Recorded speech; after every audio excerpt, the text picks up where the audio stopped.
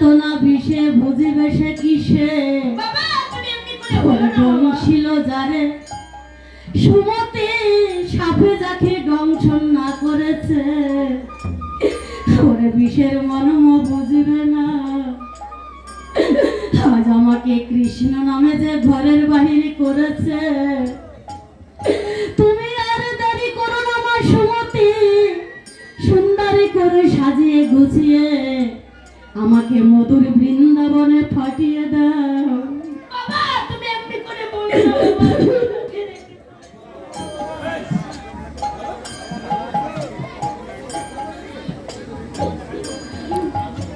বাবা তোমার সঙ্গে আমাকে নিয়ে চলো না বাবা।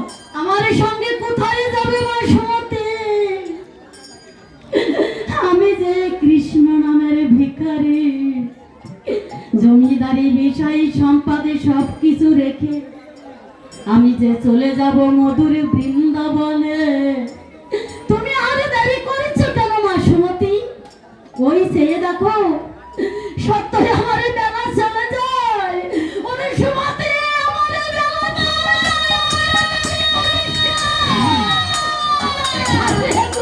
মধুর বৃন্দাবনে পাঠিয়ে দে।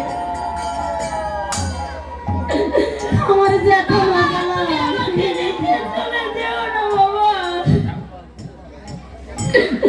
আমার যে এখন অবেলা আমা, আমি কোথায় যাব? কার নৌকায় উঠব? আমি কোন দেশে বা যাইব? গোবিন্দ কি আমাকে কৃপা করিবে?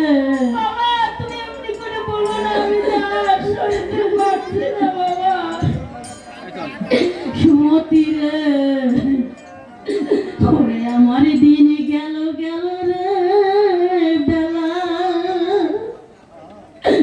ওরে আমার, ওরে এই কাল গেল ছাড়ো রে খেলা। ওরে আমি কার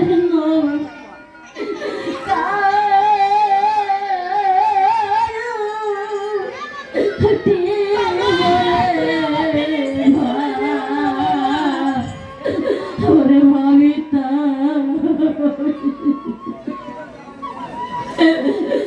গোবিন্দ আমার দিন গেল গেল রে।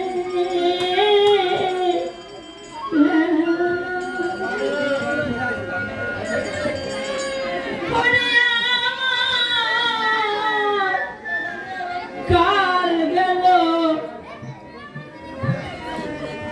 কাল গেল ছাড় রে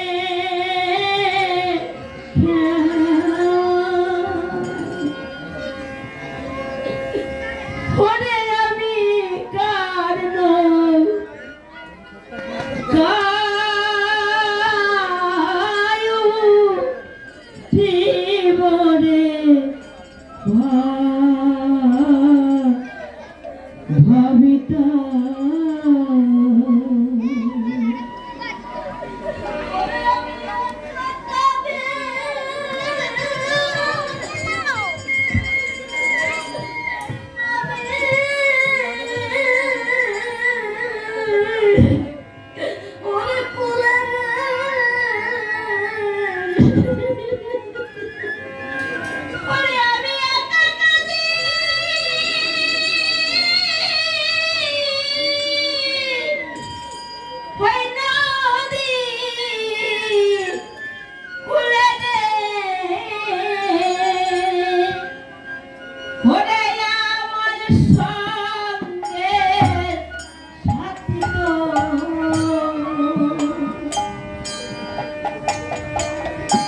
কেহ নাই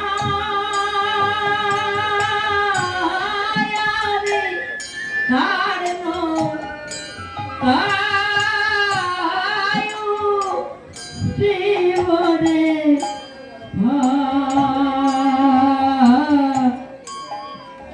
ভাবিতা।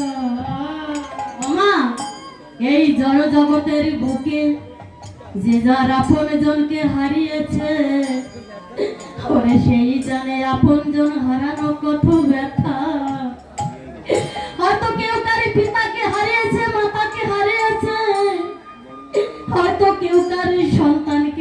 গিয়েছে। তাই লালা বাবু বলছে, ওরে পিতা মরিল, আমি মহারালা পথে রে। ওরে ভাই বন্ধু কেউ নাই মোর।